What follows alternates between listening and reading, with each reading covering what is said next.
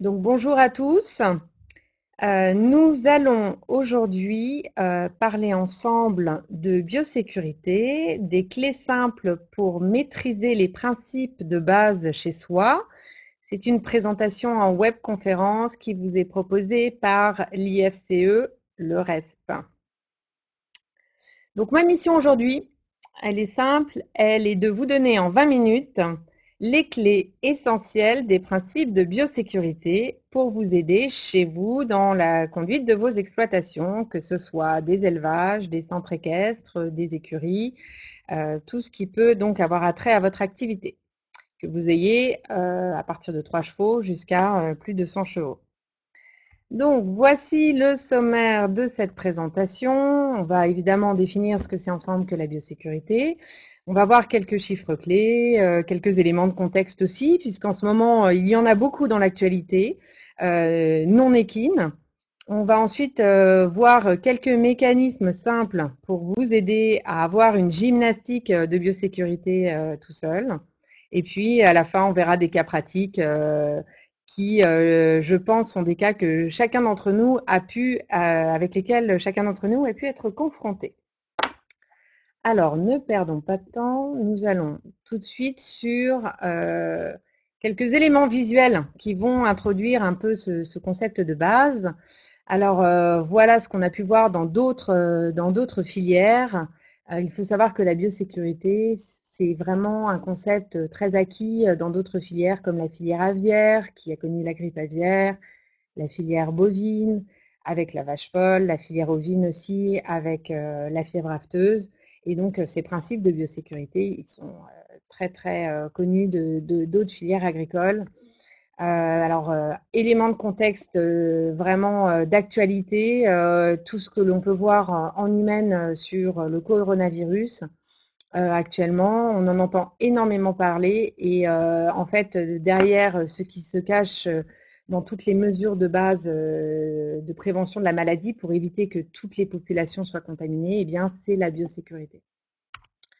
Donc ça, c'est une illustration, c'est une photo qui avait été prise lors de la grippe équine en Australie. Donc cette grippe équine qui date de 2007, elle avait contaminé tout le continent australien en 3 jours. Elle avait été véhiculée notamment par les maréchaux ferrants, les vétérinaires, tous les transports de chevaux. Et donc, malheureusement, elle a eu pour conséquence d'annuler tous les déplacements de chevaux pendant la saison de monte, que ce soit les courses. Là, c'est l'équivalent d'un rodéo où on n'avait plus le droit de déplacer les chevaux, donc on faisait les rodéos à moto. Et puis, bien entendu, tous les événements équestres. Et donc, alors, plus récemment, l'exemple que vous avez certainement tous à l'esprit, c'est l'épisode de rhinopneumonie il y a quelques années en France, qui a quand même été assez traumatisant pour notre filière et qui a eu des conséquences économiques très importantes. Alors ça, c'était voilà quelques images hein, pour remettre dans le contexte notre thème. Donc, alors ça c'est le sigle de la biosécurité. On va passer maintenant, voilà, à la définition de la biosécurité. C'est un mot qui peut avoir l'air compliqué quand on l'entend pour la première fois et pourtant sa définition est ultra simple. La biosécurité, c'est le résultat de l'ensemble des mesures de prévention mises en place par un propriétaire de chevaux afin de réduire l'introduction de maladies infectieuses dans son effectif, la transmission de ces maladies entre les chevaux de son effectif et enfin la transmission des maladies de son effectif à d'autres écuries ou haras. Vous voyez, c'est pas sorcier. Alors, plus en détail, on va faire un zoom sur ce schéma qui est très intéressant. Alors, c'est un schéma qui est issu de la filière bovine, mais qu'on peut tout à fait appliquer à la filière équine. Alors, c'est très simple ici, au centre du cercle vert, vous avez, vous, votre exploitation, votre écurie, votre élevage, votre centre de reproduction. Et donc, le but, c'est de regarder tous les éléments entrants dans votre exploitation. Alors, ça va être comme ici, là-haut, je vais pointer. Ici, on va avoir, par exemple, tout ce qui est les véhicules. Vous avez en bas à gauche les humains qui rentrent dans une exploitation. Vous avez aussi, intéressant, en bas à droite, toute la faune sauvage qui va transiter par votre exploitation et qui peut véhiculer certaines maladies, nous n'oublions pas. Et puis en fait, vous avez également tous les animaux qui vont rentrer et sortir de votre exploitation. Alors, en filière équine, ce dernier mouvement, il est très présent. Il y a beaucoup de chevaux dans chaque exploitation qui rentrent et qui sortent, contrairement à d'autres filières. Et puis, on a aussi beaucoup de mouvements liés à nos véhicules et puis aux humains. D'accord? Donc, on va garder ça à l'esprit que nous, dans la filière équine, on a vraiment des spécificités. On a des effectifs qui restent très, très ouverts sur l'extérieur. Nos chevaux voyagent à l'extérieur de nos exploitations pour aller dans des concours, aux ventes, aux courses. Et donc, eh bien, avec eux, ils peuvent ramener des maladies et les réintroduire dans les effectifs. Alors, j'espère que c'est assez clair pour tout le monde. Ce concept de base de biosécurité, voilà, considérez votre élevage ou votre écurie comme un cercle, ce système-là, et regardez ce qui va rentrer, ce qui va ressortir de votre système et les risques infectieux associés à ce système. Donc, le concept est ultra simple. Voilà, on peut le résumer dans ce petit schéma pictogramme. Le but de la biosécurité, c'est de prévenir l'introduction des maladies infectieuses au sein de notre effectif. Et il faut agir en amont. Donc, c'est tous les aspects de prévention. Quels sont les outils de prévention que vous avez, vous, entre vos mains tous les jours pour justement lutter contre l'introduction de ces maladies et comment vous les utilisez? Alors, je m'arrête un peu sur cette diapositive parce que je vous ai parlé là de maladies. Alors, je parle, dans ce sujet de biosécurité, je parle de maladies infectieuses et contagieuses. Donc, ce sont des maladies du type grippe, on en a déjà parlé, gourme aussi, rhinopneumonie, rotavirus, toutes ces maladies qui nous embêtent, qui nous coûtent très cher. On va le voir aussi dans les diapos suivantes, et qui, en plus, ont des conséquences sur nos animaux, puisque nos animaux sont malades. Et donc, quand nos animaux sont malades, eh bien, et leur bien-être est mis en difficulté. Alors, on va maintenant s'arrêter sur cette diapositive qui est importante parce que moi, c'est quelque chose sur lequel je souhaite passer un message aux professionnels de la filière. Voilà, on a un paradoxe dans la filière équine qui est qu'en fait, on a des enjeux économiques très importants. La valeur de nos chevaux aussi, souvent, est très importante. Et donc, on emploie du personnel, on achète des chevaux chers, on met des saillies chères sur des chevaux, on a des chevaux qui sortent en concours, dans des bons concours, qu'on espère vendre derrière, donc avec des recettes financières. On a investi dans des bâtiments, dans du matériel, voilà.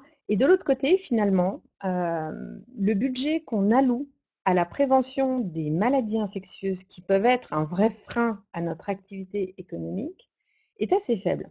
Et donc, vous le voyez, j'ai essayé d'illustrer ce concept-là pour vous sensibiliser au fait que c'est très très bien et c'est très important effectivement d'investir dans des chevaux, du matériel et tout ça. C'est le but de notre activité à tous. Mais c'est bien aussi de temps en temps de se demander ce qu'on a fait, et pas forcément investi, mais ce qu'on a fait ou mis en œuvre pour la prévention des maladies. Parce que finalement, comme on va le voir dans la diapositive suivante, ces maladies peuvent nous coûter très cher.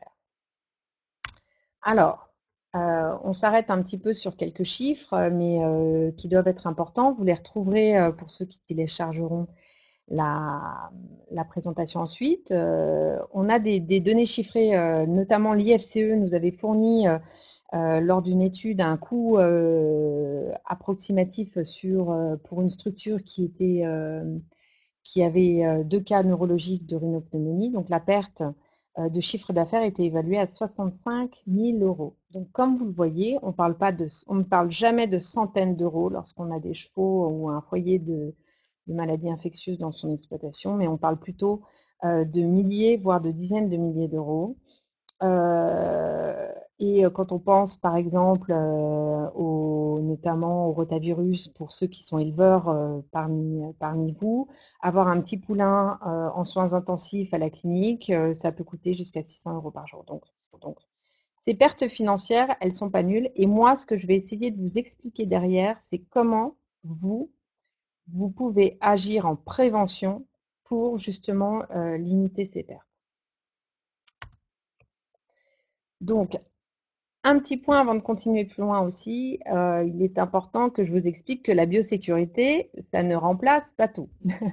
Donc ça ne remplace pas la réglementation en vigueur et les règlements du Studbook qui peuvent s'appliquer à vous, dans lesquels notamment on peut avoir tout ce qui comprend le protocole vaccinal. Ça ne remplace évidemment pas l'intervention de son vétérinaire lorsqu'on a des cas avérés, bien entendu, parce que ça, c'est très très important, mais c'est un complément, c'est une carte en plus qu'il faut que vous ayez pour agir vous-même sur la santé de vos animaux en prévention, hein, bien entendu. Moi, ce que je vais essayer de vous montrer aujourd'hui, c'est comment vous apprendre à regarder votre exploitation à l'échelle de l'exploitation. C'est-à-dire qu'on ne va pas regarder cheval par cheval, on va regarder des grands ensembles d'animaux et on va essayer de mettre en place des politiques pour vous aider là-dessus. Donc, ça ne remplace pas votre vétérinaire et ça ne remplace pas, évidemment, toute la réglementation en vigueur. Donc, premier exercice. Alors, ça, c'est inspiré donc d'un élevage, mais ça peut vraiment s'appliquer à n'importe quel effectif équin. Donc, la première idée, c'est de faire une photographie des différentes populations de chevaux que vous avez chez vous. Alors, c'est donc là dans l'exemple d'un haras, j'ai des poulinières chez moi à l'année, que je connais bien. Je reçois aussi des chevaux que je débourre à telle période de l'année. J'ai un étalon, j'ai un bout en train, j'ai des yearlings, j'ai des. Voilà. Et donc, nous, l'exercice tout bête derrière celui-là, c'est de vous apprendre à classer vos populations de chevaux. Alors, on va classer les populations de chevaux de manière très simple, des populations pour lesquelles on a la plus grande confiance dans le niveau sanitaire, vers les populations envers lesquelles on a une confiance plus faible. Donc les chevaux que vous connaissez le mieux, c'est les chevaux que vous avez chez vous en permanence et que vous avez vous-même soignés, vaccinés, vous avez très bien suivi leur vaccination. Et puis, alors évidemment, les chevaux dans lesquels vous avez une faible confiance, ça va être les chevaux malades. Vous savez que eux, très nettement, ils peuvent effectivement proliférer la maladie dont ils sont atteints. Et puis, alors ça, c'est un exemple donc pour un haras, mais des chevaux de retour de vente ou des chevaux de retour de concours, les juments saisonnières qu'on reçoit aussi sur un cycle. On ne les connaît pas très bien, on sait qu'elles ont voyagé. Voilà. Donc vous voyez, c'est un classement qui est vraiment sujet à votre propre ressenti, mais qui va grandement vous aider derrière à prendre conscience des différentes populations de chevaux que vous avez chez vous et à prendre conscience de qui représente un risque pour l'autre. Là, sur cette flèche, on imagine bien que les chevaux de retour de vente, donc ces chevaux-là, hein, alors ça peut être aussi des chevaux de retour d'un concours à l'étranger, ou eh bien, ils représentent un danger pour ces chevaux-là. D'accord? Ils ont été en contact avec des populations à l'extérieur. Voilà. Donc, sans devenir paranoïaque et sans mettre tout le monde, isoler tout le monde les uns des autres, ça vous donne une première clé d'appréhension. D'accord? Une première manière de s'organiser. Alors, ah oui, j'avais aussi dans cet exemple eu envie de vous montrer où est-ce qu'on plaçait un étalon quand on avait un étalon chez soi, par exemple. Donc l'étalon, on va à peu près le positionner ici sur son échelle de confiance parce qu'on le connaît bien. C'est un cheval qu'on suit aussi, et puis en plus il est très très bien suivi dans le cadre de la saison avec tout le protocole sanitaire. Mais c'est un étalon qui va être aussi en contact avec beaucoup dans le cadre de la monte naturelle, d'autant plus, il va être en contact avec un certain nombre de juments aussi. Et donc on va avoir quand même moins confiance en lui dans son niveau, dans son dans son niveau sanitaire qu'une jument résidente qui sort jamais. Voilà. Donc ensuite, alors, les bases de la biosécurité, c'est quoi? J'ai fait mon classement, j'ai un peu organisé mes populations de chevaux. Maintenant, je vais appliquer à ces populations le principe fondamental de la marche en avant. La marche en avant, c'est justement le fait de dérouler ces routines quotidiennes, toujours des populations dans lesquelles on a le plus fort niveau de confiance, vers les populations dans lesquelles on a un plus faible niveau de confiance. D'accord? Donc, ce n'est pas une science exacte, mais c'est vraiment pour vous apprendre à avoir un gradient dans vos routines toute la journée. Donc là, j'ai inversé, vous voyez, on voit les populations dans lesquelles on a le plus de confiance qui sont à gauche et les populations, notamment de chevaux malades, qui sont à droite. Donc, on commence sa journée par qui? Eh bien, évidemment, on commence sa journée des populations envers lesquelles on a le plus de confiance et on déroule sa journée logiquement dans cet ordre-là. Alors, je sais bien que dans les faits, tout n'est pas organisé sur une exploitation comme ce magnifique schéma et que la vie fait qu'on a aussi des prérogatives chacun et qu'on ne peut pas forcément appliquer tout dans le bon sens. Mais je vous donne l'idée de base et c'est à vous ensuite de l'adapter en fonction de toutes les autres contraintes de terrain que vous avez. Mais c'est à vous de l'adapter en gardant quand même cette carte biosécurité à l'esprit. Alors, une autre façon aussi de dérouler la marche en avant, c'est d'avoir des codes couleurs pour ces bâtiments. Alors ça aussi, c'est une gymnastique de l'esprit. Donc, on va classer les bâtiments en fonction de bâtiments très fermés qui doivent être confinés. C'est-à-dire, c'est des bâtiments dans lesquels vous n'avez pas envie que tout le monde rentre, que les visiteurs divaguent. C'est par exemple le barn de poulinage, c'est par exemple le laboratoire, si vous êtes en centre de reproduction, c'est par exemple l'écurie étalon aussi ou le barn dans lequel vous avez vos meilleurs chevaux si vous êtes entraîneur. Donc ça, c'est ce qu'on va voir ici en rouge. Là encore, on vous demande de ne pas le peindre en rouge, mais voilà, de garder à l'esprit ce code couleur. Ensuite, vous avez des bâtiments à contrôle, des zones contrôlées, des zones de stockage, de nourriture. Donc ça, il faut veiller aussi à ce que ça reste toujours propre, à ce que on n'ait pas de nuisibles qui s'y introduisent. Vous avez en vert, enfin, ici, des bâtiments beaucoup plus largement ouverts au public et à tout visiteur. Alors, ça peut être justement des barns dans lesquels vous avez des juments de passage pendant la saison de monte, les bureaux, le parking, c'est souvent des zones très ouvertes. Et puis une quatrième couleur, c'est la couleur bleue. On la reverra tout à l'heure, c'est fondamental. C'est la couleur des bâtiments qui servent à la quarantaine et à l'isolement. Alors, ça peut être un bâtiment ou un box. Hein. Voilà. Et donc là aussi, on réapplique notre principe fondamental de tout à l'heure, c'est-à-dire que on construit ces routines de la journée en fonction des couleurs de ces bâtiments et on va bien entendu des bâtiments de plus fort confinement vers les bâtiments où on a stocké les chevaux malades. C'est-à-dire que tout à l'heure, si on reprend notre schéma, notre flèche avec les chevaux, on peut aussi assigner, vous voyez nos populations de chevaux dans nos bâtiments. D'accord? Alors, je continue pour aborder avec vous un concept fondamental aussi de biosécurité, qui est la différence entre l'isolement et la quarantaine.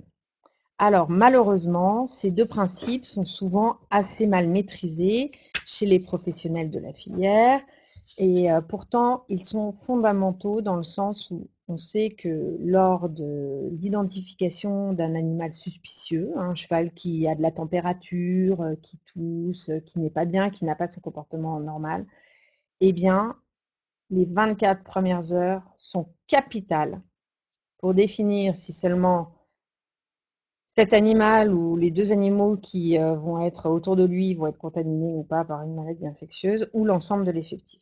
Et donc la notion de maîtrise de ces structures d'isolement et de quarantaine, elle est fondamentale. Alors, quelle est la différence entre isolement et quarantaine. C'est très simple.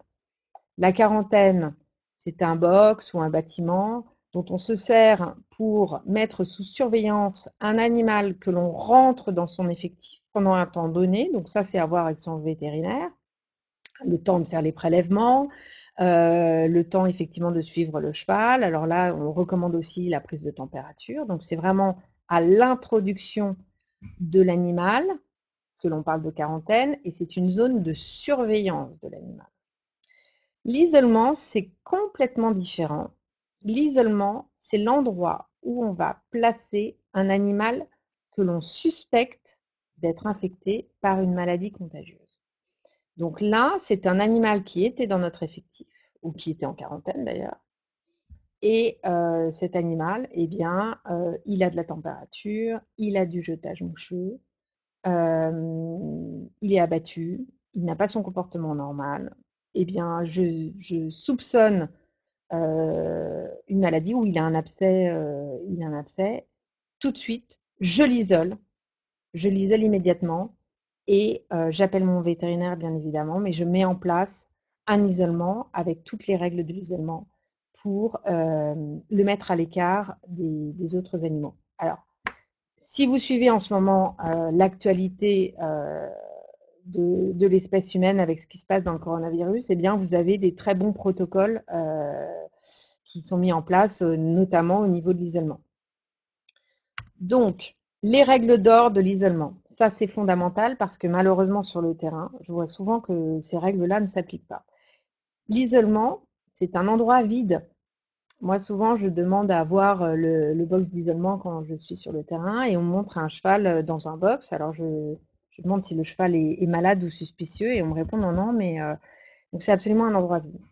Ensuite, c'est un endroit évidemment le plus éloigné possible des chevaux sains, ça paraît évident. Euh, Troisième point fondamental, avec des signes explicites de son utilisation. C'est-à-dire que quand vous avez placé un cheval à l'isolement, quel que soit le lieu, il faut absolument que vous n'ayez pas de va-et-vient du public ou de vos salariés autour de cet emplacement-là. Il y a une personne désignée, une ou plusieurs personnes très clairement désignées pour s'occuper du cheval en fin de parcours, comme on l'a vu tout à l'heure, et surtout pas de va-et-vient devant le box du cheval. Et évidemment qui contient à tout moment du matériel d'urgence indispensable, c'est-à-dire des gants jetables, des blouses jetables, du désinfectant, enfin un certain nombre de choses. Mais aujourd'hui, on ne va pas aller si loin dans le détail, mais bien évidemment, vous imaginez qu'il y a du matériel associé. Alors, je continue pour vous parler des transports, parce que notre filière adore transporter ses animaux partout, sur les concours. C'est bien normal d'ailleurs, hein, parce qu'il faut que nos chevaux transportent pour contribuer à l'activité économique. On va aux courses, on va dans des concours hippiques, aux ventes, on les transporte énormément. Et donc, le transport est toujours un point de vigilance à avoir, parce que c'est un moment très net possible de contamination. Donc le transport, c'est très simple. On se renseigne aussi si on utilise un transporteur extérieur et on pose la question, savoir quels chevaux ont été transportés avant ou pire, quels chevaux vont être transportés avec moi. Je me renseigne si ce sont des chevaux de statut sanitaire inférieur ou égal au mien. On désinfecte bien évidemment son matériel. On désinfecte à l'arrivée son box de concours. Et surtout, on ne prête pas ses affaires. Alors ça, c'est effectivement diplomatiquement pas toujours évident, mais il faut penser à vous. C'est-à-dire que si vous prêtez votre matériel ou vos affaires lorsque vous êtes à l'extérieur à un cheval qui est porteur d'une maladie contagieuse, et sans mauvaise intention d'ailleurs de son propriétaire qui peut-être n'est même pas encore au courant, eh bien vous ramenez chez vous la maladie et c'est vous qui allez payer les factures liées à ces animaux malades. Donc il faut savoir être assez ferme lorsqu'on est à l'extérieur, on ne prête pas ses affaires. On va passer maintenant, dans la dernière partie de notre présentation, sur quelques exemples du terrain que j'ai voulu partager avec vous parce que j'aimerais vous sensibiliser sur ces gestes simples qui ne coûtent rien du quotidien et qui sont pourtant fondamentaux pour prévenir l'introduction de ces maladies. Alors ça, c'est quoi? C'est un tuyau et un seau. Alors c'est un geste que tout le monde fait tous les jours. L'important dans ce geste-là, c'est qu'on soit toujours vigilant à ce que le tuyau ne tombe pas dans le seau.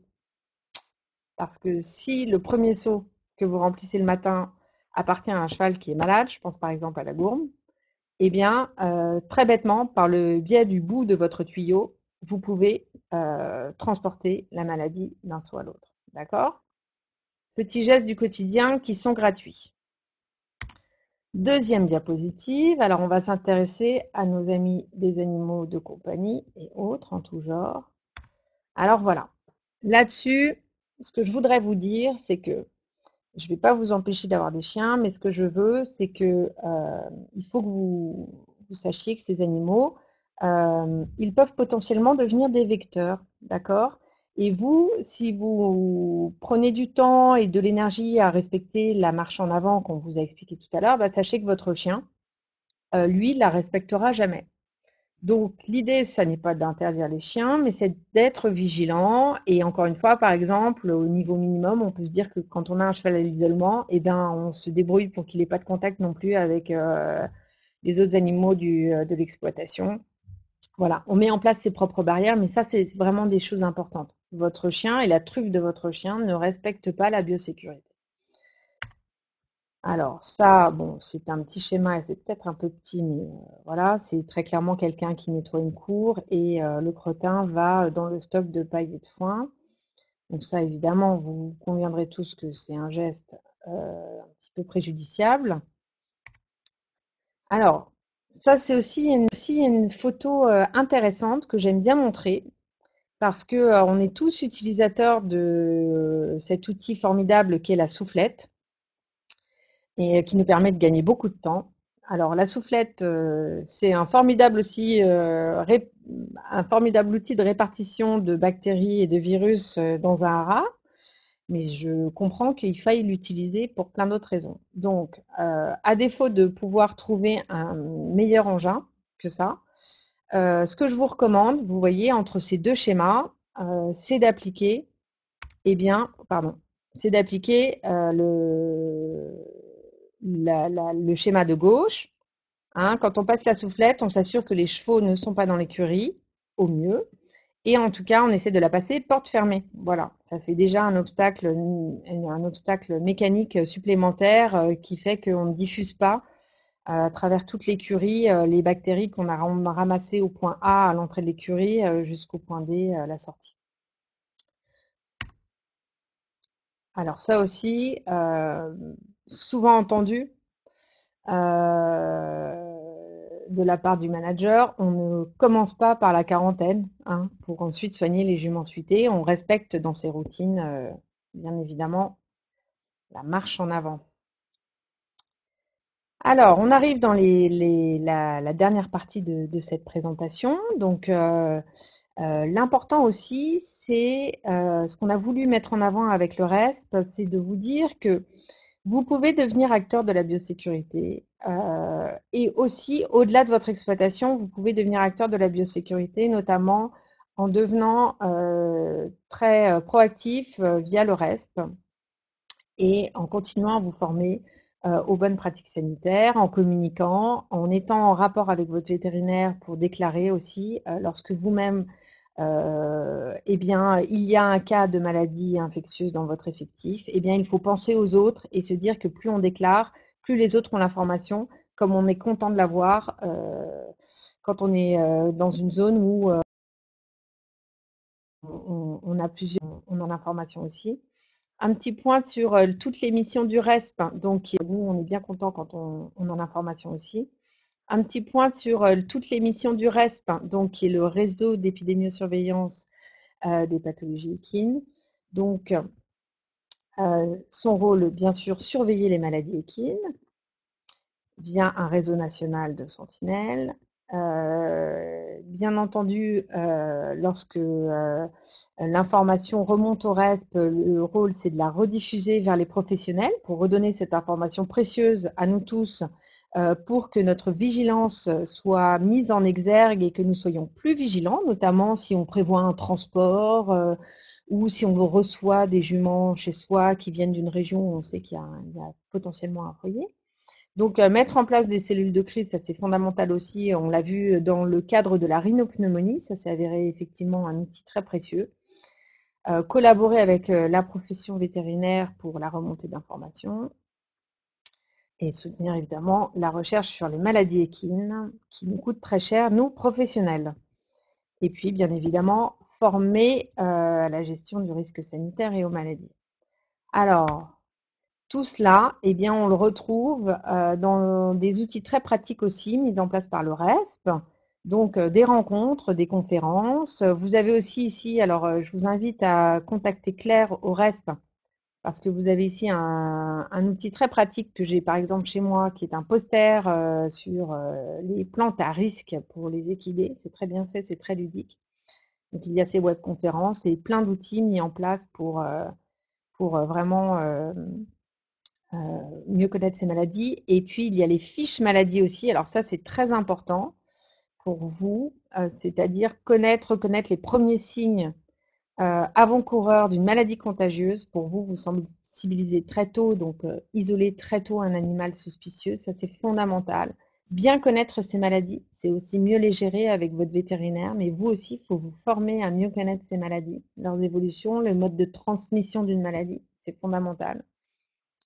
Donc le RESP vous propose effectivement une palette très complète d'outils pour vous aider, avec notamment aussi des alertes très efficaces sur Facebook et les réseaux sociaux. Voici ma dernière diapositive. Donc je voulais vous dire, et j'espère que j'ai réussi à vous faire passer ce message, c'est que la biosécurité, c'est très simple. Vous avez tous entre les mains la possibilité de mettre en place des petits outils logiques au sein de vos exploitations pour prévenir ces maladies infectieuses. Et ça, il faut le savoir. Ce n'est pas de la grande science. Au contraire, c'est de la science très, très simple. Ça n'est que du bon sens. D'accord? La marche en avant, ça n'est que du bon sens. Encore une fois, mieux vaut prévenir que guérir, parce que guérir, ça coûte cher. Et on n'a pas envie d'avoir toutes les conséquences économiques liées au fait que notre cheval ne puisse pas aller sur tel concours, on a raté une vente, notre étalon n'a pas pu saillir, enfin voilà. Et prenez le temps, de temps en temps, de vous arrêter et de regarder les routines que vous avez au sein de votre exploitation, le matin, le soir, et demandez-vous si vous agissez dans le bon sens. Alors, il y a plein d'autres choses qui rentrent en ligne de compte, mais essayez d'intégrer cette petite partie biosécurité dans vos routines et vous allez voir, ça vous aidera grandement. Enfin, pensez au reste, bien sûr, le bon réflexe et le partenaire de toutes ces bonnes pratiques sanitaires. Alors,